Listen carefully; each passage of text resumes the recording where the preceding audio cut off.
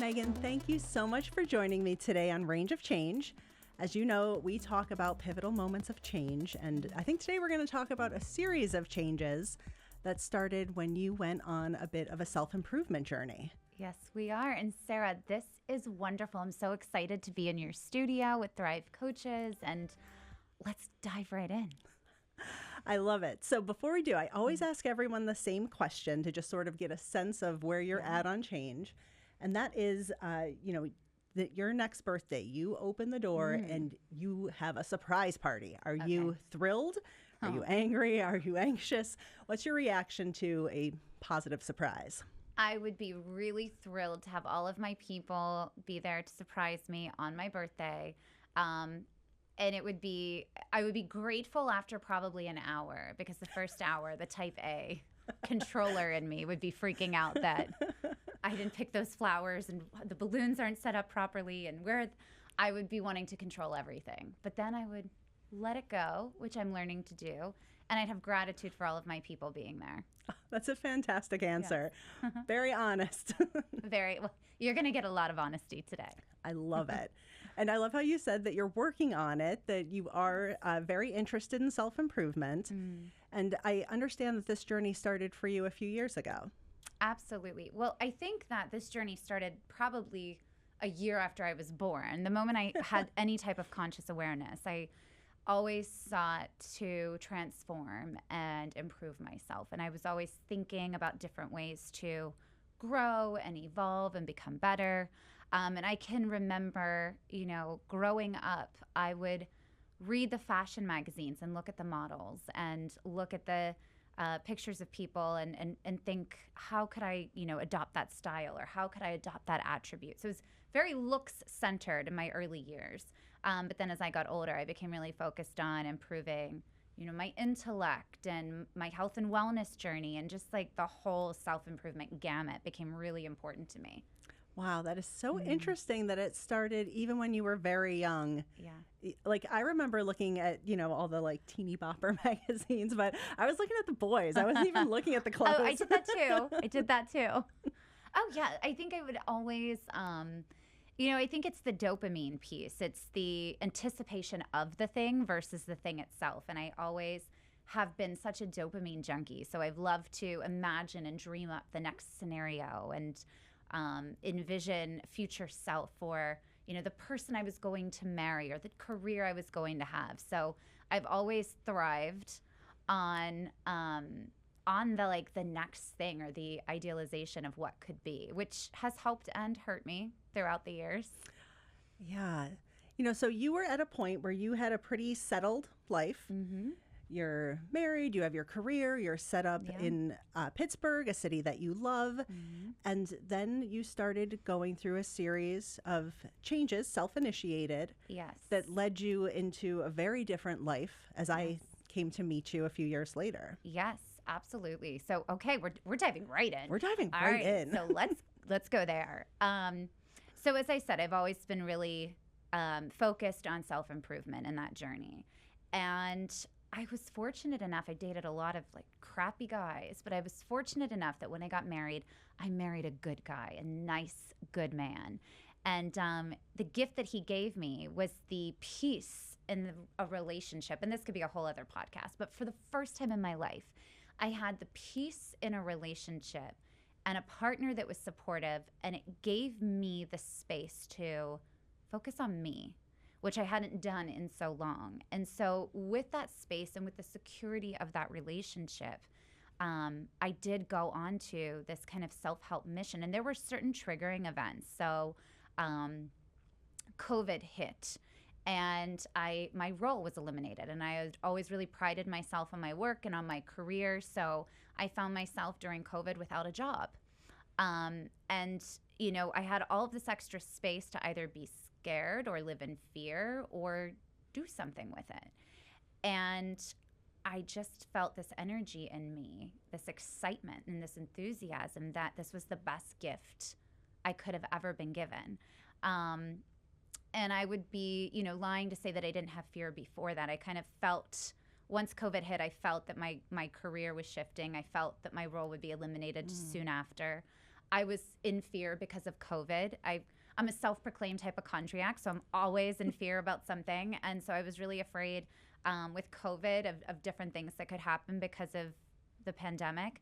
And so I was kind of like building up anxiety around things. And then when my role was eliminated, I was fully ready to have a meltdown. But instead, my energy kind of lifted me up. And I started reading. I've always been a reader, but I really invested in reading. So I began reading 50 pages of a book a day became my goal. And sometimes it would be more, but I would read loads of books within a couple of months time frame. I began journaling every single day. I began waking up at 5 a.m. and really focusing on meditation and health and wellness. And I got into movement. I got really into this specific aerobics/Pilates class that I found online. I ordered a spin bike and started doing spin.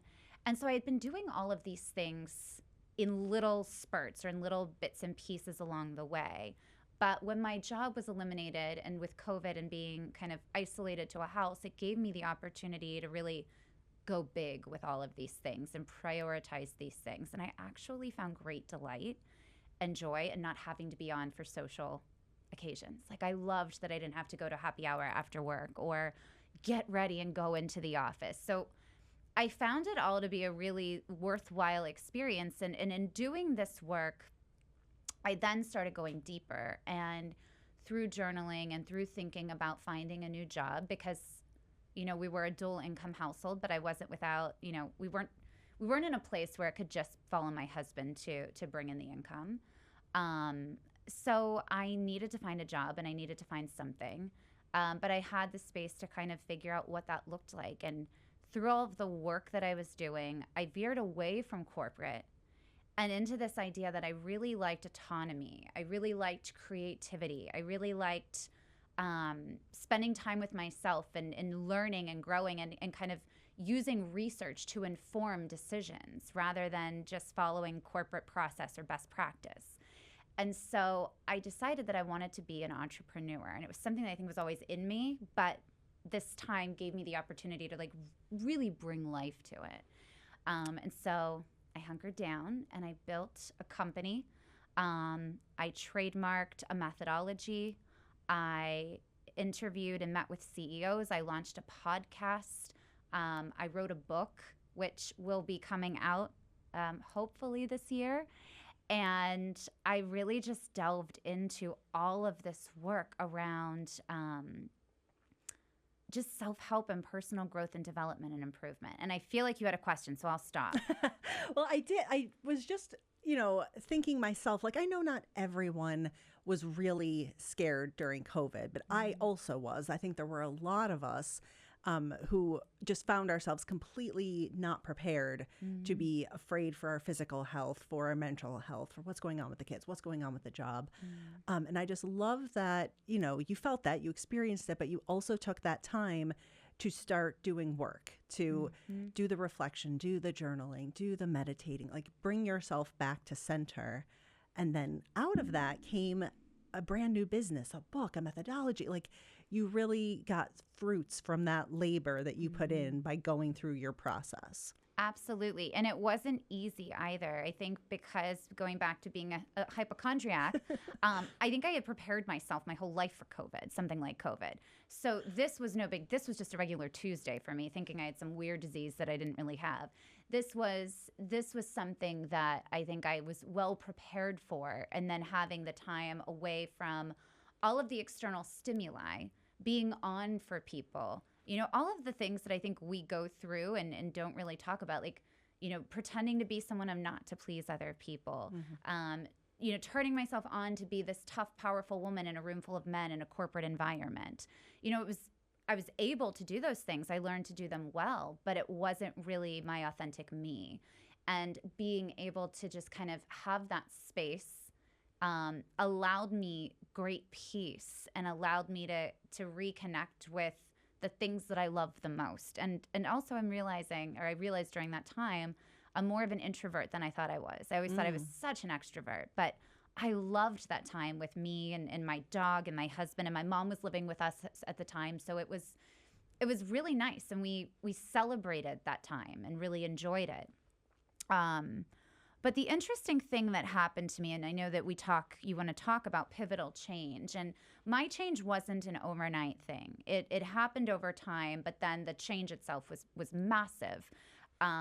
So as I started to create, and I found myself in this creative space, I realized, and this is the best gift that I think people can give themselves, that my energy had shifted. And I think really it's not about what we do. It's not about what we say. It's not about even what we believe. It's about, I mean, it is about those things, but I think the most important piece is, where is our energy? I think our energy really dictates a lot of how we move through things. And I changed my energy in finding my creative self, and in, doing this amazing work that I had been waiting so long to do and didn't even know I had been waiting for. Oh, yeah. And because my energy changed, things just started coming to me. Now, I know that people talk about manifestation as if it's this like mystical thing. And some people work to debunk it and define it in a more literal sense. I hesitate to even use that word, but I did start to, I believe, manifest certain things because my energy was right. And I believe that like attracts like. So I was putting, I was believing in myself, and I think it was kind of exuding out of me. And while I wasn't meeting with people in person, I'd have virtual sessions, virtual coaching sessions with companies. I would have opportunities to pitch my business to different companies and look for work. I was conducting podcasts and meeting interesting people and listening to what people were saying. So I was putting good energy out there of self-belief and confidence and love, but it was pure for the first time. And because of that, I was bringing back things that were right for me. So a lot of things in my life, even though, and this is the interesting bit, even though I was confined to a house with my husband, my dog, and my mother, and it was COVID, all of these big world things started happening to me. And so one example was I received an opportunity to trademark this methodology that I'd worked really hard to create and that I'm so in love with. And I can't wait to share that on the next podcast. That will be the book that's coming out, hopefully this year. But through connections, through networking virtually, I met this amazing lawyer, and he specialized in trademark law. And because we became great friends, he helped me trademark my methodology for $25 of the price. And I had been shopping different lawyers to help me with this methodology and help me figure all of this out. And I was really kind of overwhelmed with the process and not kind of finding what I needed to with different people. And then this man simply fell into my lap and became a great friend and helped me with my trademark. And it was a beautiful experience, and it was seamless, and it came with ease. And then another piece was, I always thought, okay, well, I've trademarked my own company. I've trademarked my own methodology. I have my own company. I've, been women's own business certified, which I was able to do on my own, and I was really proud of. And then there became, this challenge of money, because I knew that I wasn't going to be making a ton of money right away, but I really believed in what I was doing. And so I applied to be a freelance consultant, and I got a job right away. And I'm not saying that because I'm so amazing. I'm saying that because the energy was right, and I was showing up in the right way. And I was really, really hypervigilant about what I invested my time in. So I was only looking at opportunities that really felt aligned to me and not wasting time on things that didn't feel right. Oh, I love that. I feel like that's such an important point. So I'm just going to underline it and not to interrupt you. But yeah, I mean, I think so many of us we might realize that something isn't right now. And then we just sort of struggle. We flounder about, should I do this? Should I do that? But when you're really aligned on what you're doing, and you find those opportunities, you create those opportunities because you're putting your energy out almost like a laser in one direction instead of scattering it all over the place. Yes. Yes. And then you feel depleted and you're just going through the motions. Yeah. Absolutely.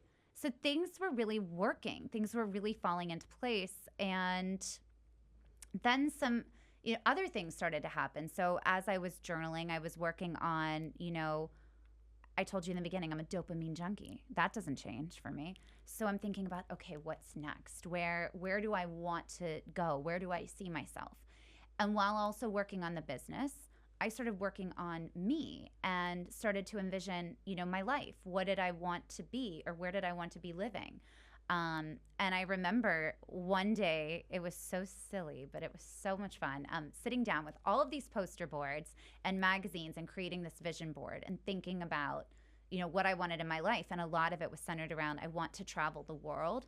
I want to ultimately live in New York City, not forever maybe, but for a period of time. I want to have an apartment in New York City.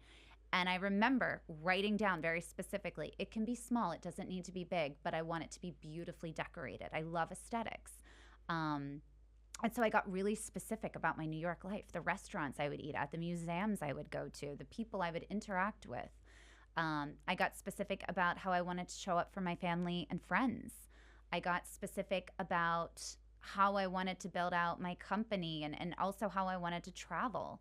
And one of the really interesting things at this time was I was really afraid of flying because going back to the hypochondria piece, I had a fear of flying. And I hadn't really flown up until COVID in about 7 years. In fact, I missed a really good friend's wedding because of my fear of flying. I was in the wedding. That wasn't good. But COVID came and I started to have the space to kind of face these fears and phobias and have conversations with myself around them without the threat or fear or pressure of having to do the thing. I could just think about it and give myself kind of time to work through why I wasn't, confident or comfortable doing these things. So I did a lot of work on me. And while all of this was going on, COVID starts to unravel a bit. We start, vaccines come out and the world starts to happen again. And I actually had a reverse effect with COVID where I loved when COVID happened for me personally. I didn't love it for the world or anything like that, but it gave me the space to do some really great work. When it was over, it was kind of like, oh my gosh, we have to go back in the world now. And I wasn't necessarily prepared for that. So I worked really hard to keep the tools, maintain the tools and the work that I had done, and kind of help myself through that reintroduction into the world because I was a different person. And now I'm coming back into the world and entering friendships and relationships in a very different way than I had before COVID had hit. And so this is where things really shifted for me. Because my energy had changed, because I was doing the work, I believe, I received a call about a job opportunity and interviewed for the job because I thought, why not? Even though I had my business that I was working on. And after one interview, I received a call back and was offered the job. And it was 3 times the money that I had ever made in any other career or any other job I had had. It was my dream job to the degree of my title was about this big. And it was like head of all of the things, culture transformation, change management, HR, all of the things that I loved in one job. And I didn't feel I could turn it down. I struggled for a bit with this idea that I had started this company and I really believed in it. And I really believed that it would be successful, but it wasn't successful yet financially. And I thought, you know what, I can put this on ice. I can take this job and it's going to be great. I'm going to have this extra added bonus of more experience and more connections and this amazing long title. And then I'm going to be able to turn around in a few years and come back to my business and everything's going to work out. And this is where I'm going to caution people that, your energy and the work that you do has got to be ongoing. And the minute that I believe, the minute we let ourselves fall back into unconscious choice, we kind of stop and say, oh, this is so good, I'm just going to jump and go for it without really thinking through. I think we then trigger a chain of events that can derail us or take us in a different direction than we had planned. So not saying it was good or bad, but that choice changed everything for me. because I took that job and I threw myself into it, and it sucked the life out of me in a good way, in a bad way, in all of the ways. I gave everything to that work. And I was really, really good at it. And at the same time, my marriage completely unraveled because I was so focused on everything but the person that I spent my life with. And I let my marriage unravel and, believed that I had outgrown the relationship, that I was kind of on this journey to be the best version of me. And this was the process. I met someone that was much more aligned to my new journey, that fit the narrative better, that I could have the conversations with that I wanted to have, and do the things with that I wanted to do. And then all of a sudden it was a roller coaster. I was now traveling the world. I moved to New York for work, and I found myself living in this dream apartment with the most beautiful furniture, with the most beautiful things, going to great museums, and having this life that I had written about only a year and a half prior in my journal during COVID. And everything just happened so quickly. And, I sit here today not with some, perfect package with a bow on it of this is how you do life, or this is the process I use, or this is the way that I went through a pivotal change. But really simply sharing a story of awareness around the fact that, going back to when COVID started, and I got really I found excitement in my belly about losing my job and having space, to where I'm at today, which is a very different place. There are consequences to everything that we do. And, I'm still on my journey, and I'm still trying to figure out, what does this mean? Where is the next? How am I piecing this all together? And there's so many, on the roller coaster I've been through over the past, 5 years, there's been so many beautiful moments, like so many moments that just take your breath away because you can't believe this is your life. Yeah. And then there's been moments of just like crying on the floor, thinking, how am I even going to get up to get a glass of water? Like, how am I even going to make it? And I think that, where I sit today, we have to be honest with ourselves and give ourselves permission to just be where we're at and respect our process and respect our journey, and do our best to learn from our mistakes or from the great things that we do, and allow our story to unfold so that we can see kind of who we are, and where we're going. And also really, again, going back to the consequences of doing, every decision we make has a consequence, whether it's positive or negative or both. And, really being thoughtful about the choices that we make, and connecting the dots. Because, as I told you in a personal conversation before, my life would be completely different had I said no to that job and stayed on the path of building my company, and stayed in my home in Pittsburgh with my family at the time. And I also wouldn't have had the opportunity to go to Paris for the first time, which was a life dream of mine, and get on a plane and fly, because the opportunity presented itself finally. Or be with this, wonderful man who I'm having the most fun with, and we really enjoy our lives together, and we travel and we do great things.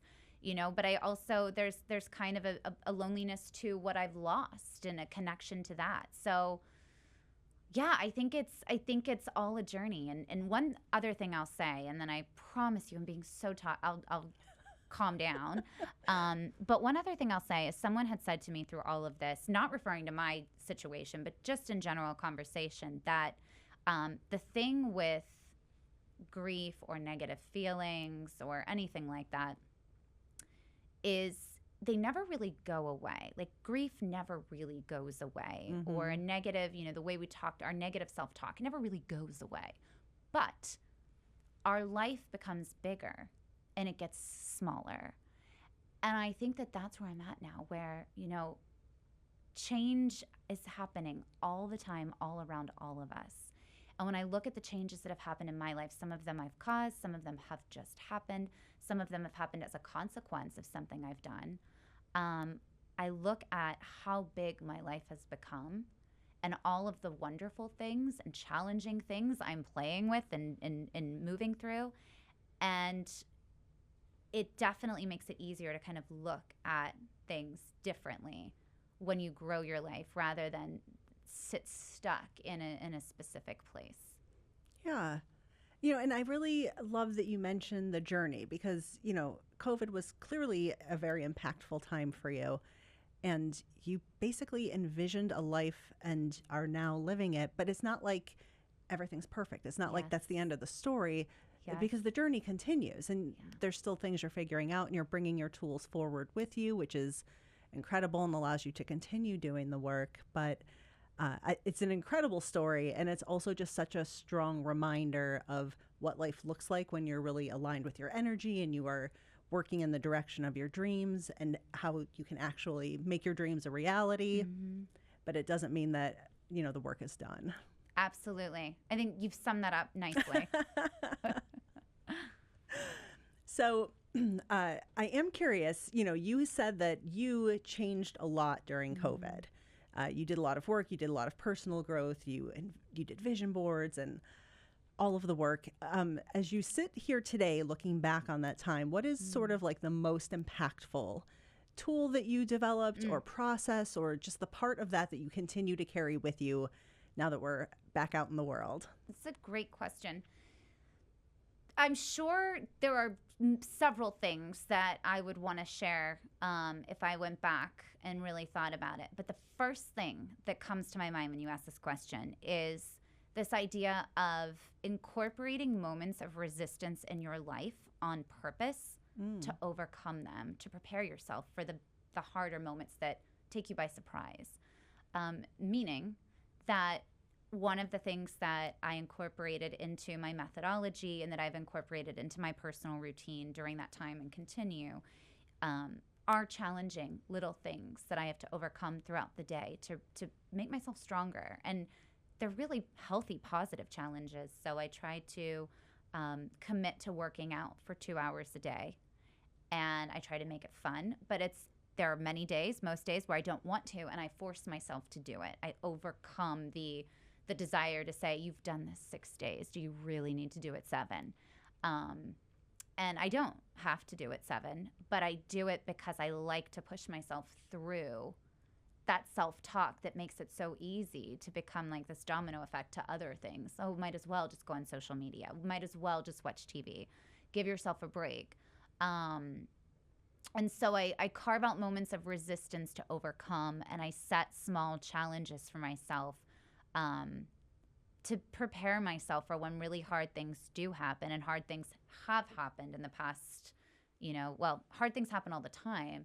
I'm much more prepared now to navigate and think through and move through those challenges. I'm much less reactive. So having those moments of resistance have been really helpful for me. It's interesting because you frame it as resistance, and I see that, but it's also like wellness. It's self-care in a different way of looking at it. And it sounds like self-care is integral to both your self-improvement journey and, just the cadence of life that you've built today. Yes. This is great to share this story and have this conversation with you. And I always love our conversations. I think that one of the things that I get from our time together is you're such a good listener, and you give me those gentle nudges to think about things differently or see things differently, and you kind of help piece the puzzle together of all of life's little pieces. You help kind of bring them together through objective observation, which is really lovely to have in a friend and to have that connection with you.